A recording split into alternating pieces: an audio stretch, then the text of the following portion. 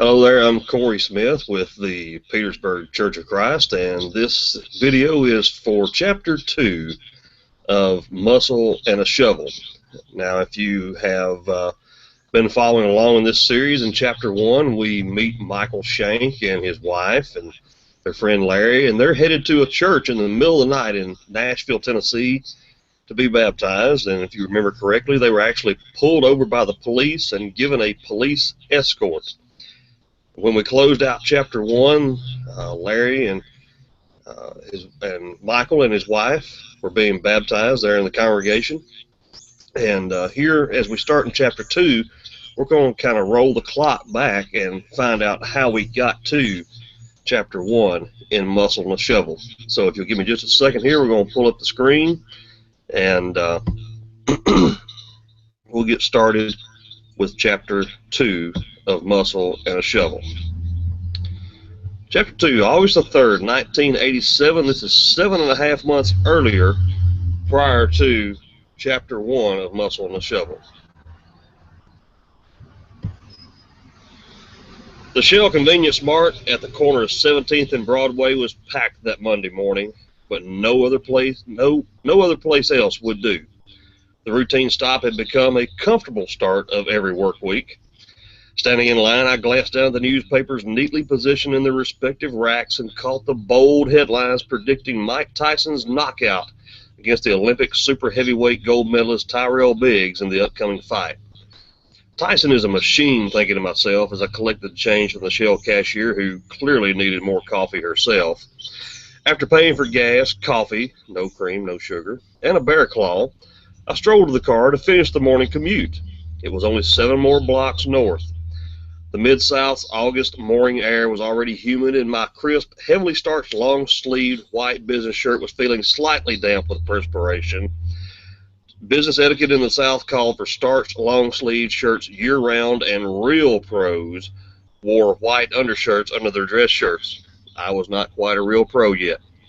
As I pulled out of the Shell parking lot on the 17th, a redneck almost took the front quarter panel off of my car, missing me by only a few inches.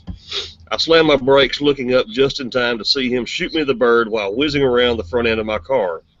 We were known in the South for our hospitality, so I hospitably returned the gentleman a Hollywood howdy of my own. Life in the big city. At least the coffee was still in the cup, being held inside with a plastic sipper lid. The bear claw was not so lucky, being out of arm's reach on the passenger side floorboard and face down on fine GM floor mats. Don't sweat the small stuff. It's all small stuff, I said out loud to no one, then turned up the radio and made my way up 17th Avenue. Peter Gabriel's song Big Time was playing on the radio. It was a song supremely fit to the 80s mentality. OSI Data Solutions Incorporated was a company generating about $20 million in yearly revenues, and our business was classified in the graphic arts industry. OSI did a couple of things very well. They sold printing presses and peripheral camera equipment, cameras that made plates for printing presses, and they sold paper by the train loads.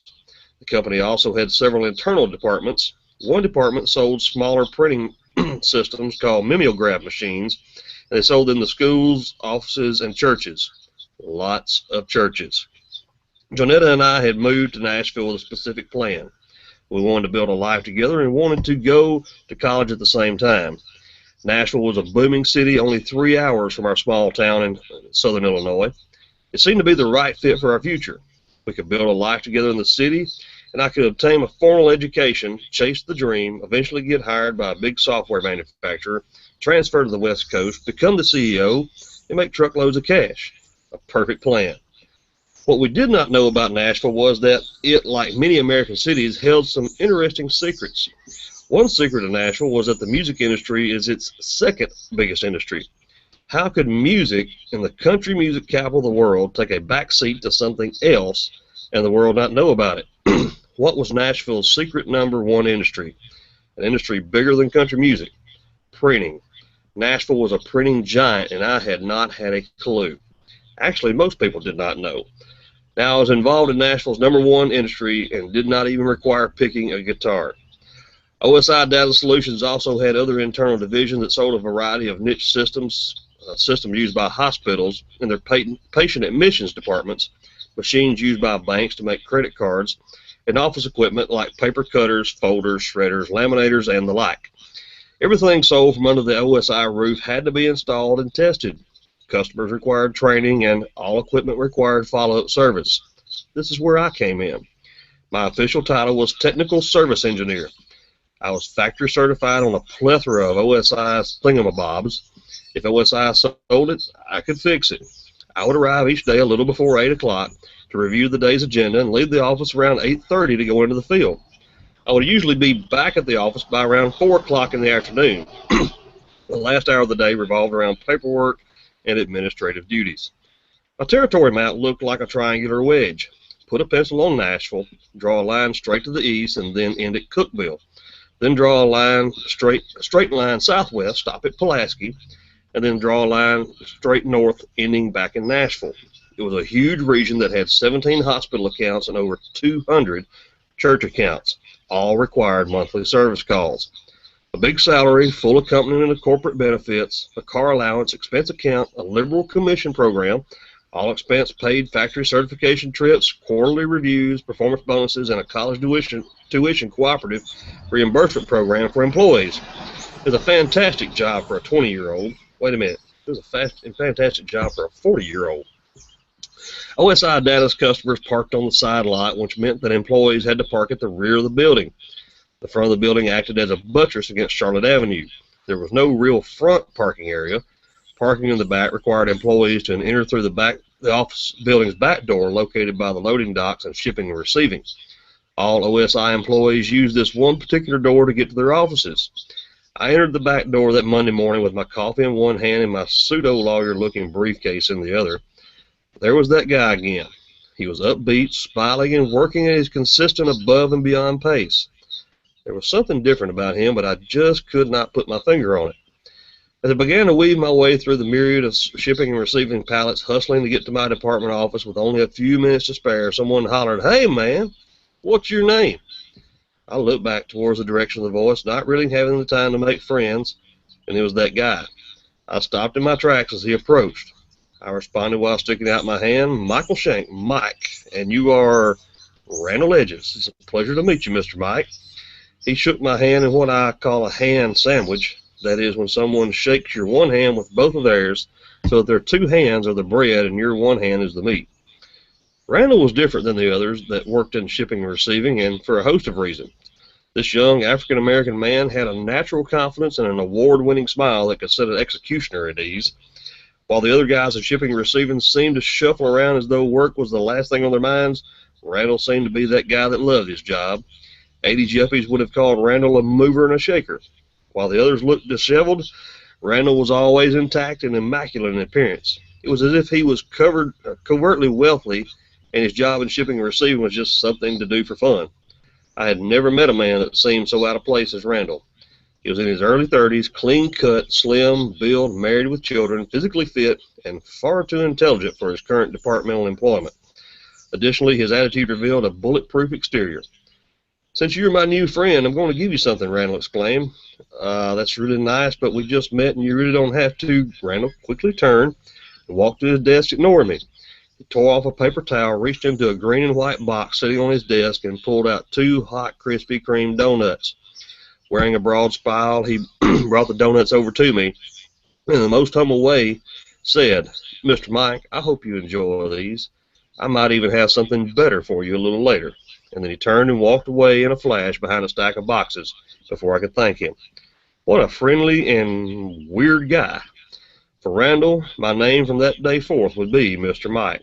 2 hot Krispy Kremes trumped a Shell Station Bear Claw any day of the week, and the sugar rush made me totally forget the redneck salute flung at me earlier that morning. But what did Randall mean, "I might even have something better for you a little later"? We had just met. We did not know each other. I had not yet developed any latent skepticism of humanity, nor did I possess any suspicions about the possibility of ulterior motives, so I went about the day. However, Randall had an ulterior motive. So there you have Chapter 2 of Muscle and a Shovel. And we see Randall Edges has now been introduced into the story. Randall is one of Mike's co-workers at OSI Data Solutions, in Nashville. He works in the shipping and receiving department. Now, let's take a few minutes and look at some questions about chapter 2 of Muscle and the Shovel. And let me get that pulled up there so you don't see me scratching my nose. Sorry about that. Chapter 2, An Unexpected Friendship. We want to read. We won't do that here on your own time. And as you look around at scatteringtheseed.com, that is our website that you're most likely coming here through, you'll find a link where you can read the Bible online. So if you don't have a copy of the Bible on hand, if you're watching this, you can read the Bible online. Well, let's make sure we read Acts chapter 20, verse 28, because that goes hand in hand with the story here. A couple of action points. If you're reading this, on a note card, make a list of 10 people in your sphere of influence who are not members of the body of Christ, his blood-bought church, Acts 20, verse 28. Do not prejudge, just make the list. And keep this list with your verse of note cards. And if you'll remember, when we see a verse up here, we're going to write down Acts chapter 20, verse 28 on an index card, and we're going to make it a point to memorize these verses as we go along. Be sure to pray for these 10 people that you list on your note card. Pray that God will bless you with courage, wisdom, and an opportunity to have something better for them a little later, just like Randall was talking about with Mike when he handed him the 2 donuts, but he said, I may have something a little better for you later on. Research your New Testament and find 3 instances of a Christian engaging the lost in a one-on-one situation. I'll give you a little hint here. Here's 3 instances that you can look at. Instance 1, Acts chapter 8, verse 30. Instance 2, Acts chapter 16, verse 23. And instance 3, Acts chapter 18, verse 26. And if you will read these verses, you will find a Christian who purposely approaches an individual in a one-on-one situation, not in a corporate setting of a worship service where we are begging people to come to a service to evangelize them. Rather, we see, like Randall did with Mike, he is out in the real world, out in the field, out in the real mission field that we are all a part of every day. And they're engaging with people that they meet, sometimes even complete strangers. How can these 3 instances help to equip you in the future? Well, just as we talked about, if you can become comfortable in your own skin and you have the knowledge of the scriptures to back you up, there is no one in this world that you cannot approach with the gospel because you care about their soul, to share the gospel with them, and that they can obey that gospel and have a hope of eternal salvation through Jesus Christ. A couple of discussion questions. We won't really get into this, but also if you're looking at scatteringtheseed.com, you can actually answer these questions on the website there. And if you want to have a discussion about it, we can have a discussion about it. What is revealed about Michael that demonstrates his, quote, worldliness? Return the Hollywood howdy, perhaps, his materialistic goals, his arrogance. Take a look at Ephesians chapter 2, verse 2, and see what it says about that. And while you're at it, pull you out a note card, write that verse down, and write out what it says, and make it a point to memorize that verse. When Michael says, there was that guy again, what were some of the personality traits that Randall demonstrated at the beginning of his introduction with Michael? How did Michael perceive Randall? What did he say that helped the reader of the story to understand Randall's disposition and his character? In your opinion, did Randall plan or premeditate his introduction to Michael? Or was it just purely divine intervention and it just happened sporadically and just off of the cuff? Or do you think that perhaps Randall had been thinking about approaching Michael several days, maybe even weeks leading up to his introduction to him and handing him those 2 hot Krispy Kreme donuts? Did Randall's attitude and or appearance have an impact on Mike? What were the visible attributes of Randall's attitude and character? Think about how Michael was describing Randall in his setting there at OSI Data Solutions compared to his fellow co-workers in the shipping and receiving department. What contrast was there between Randall and his coworkers? Randall shifted the relationship immediately after introducing himself. And how did he do this? Remember what Randall said. He said, "Since you are my new friend, I'm going to give you something."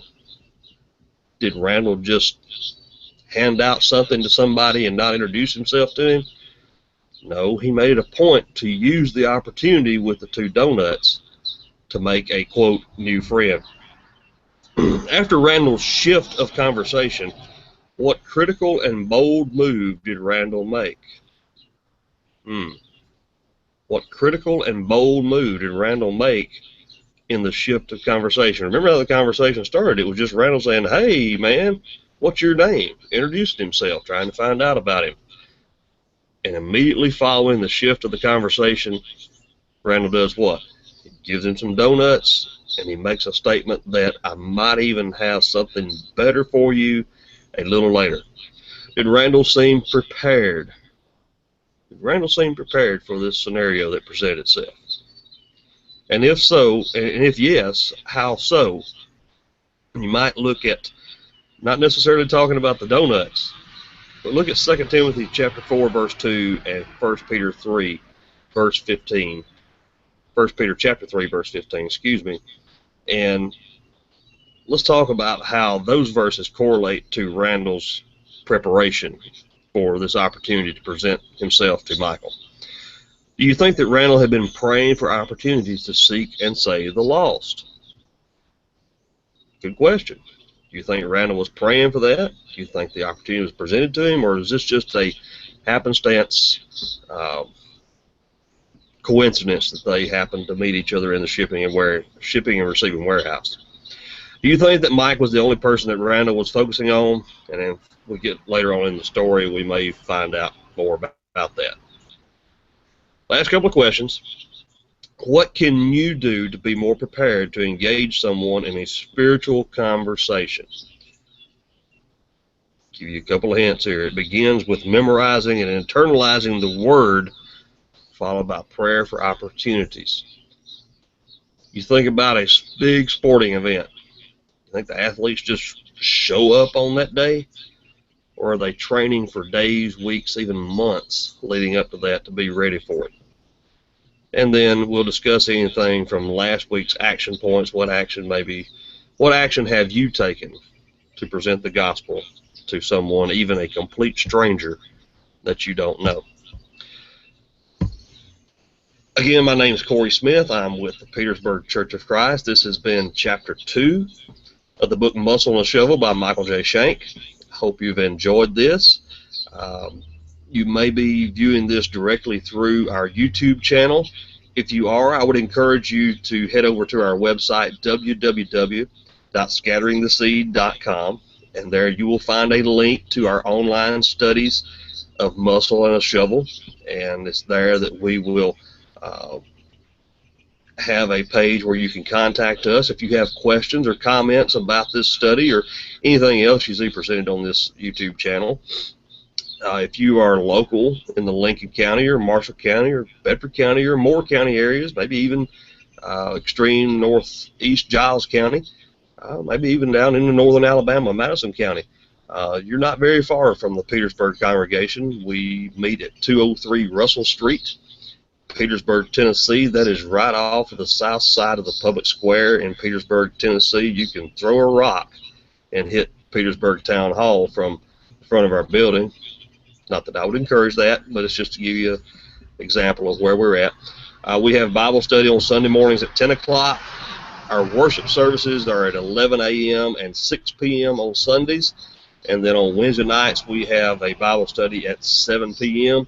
I invite you to come and join us. And if you can't, all of our services are streamed live through our YouTube channel. You can follow us on Facebook to find out when those services are available and get links to those. Just type in Petersburg Church of Christ on Facebook, or you can access our Facebook page through the website, www.scatteringtheseed.com. Again, I'm Corey Smith of the Petersburg Church of Christ. Hope you have a great day.